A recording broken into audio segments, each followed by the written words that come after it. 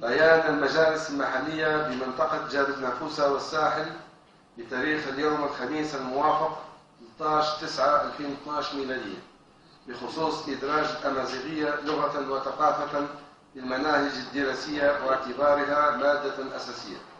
بسم الله الرحمن الرحيم.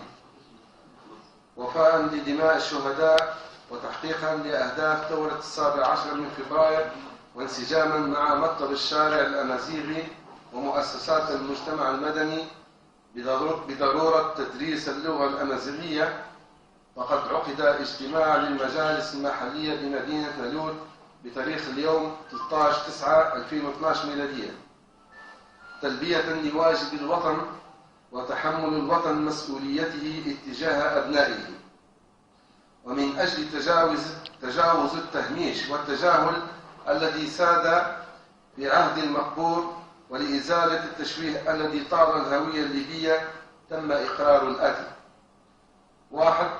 إدراج اللغة الأمازيغية مادة أساسية في المنهج الدراسي لمرحلة التعليم الأساسي. 2.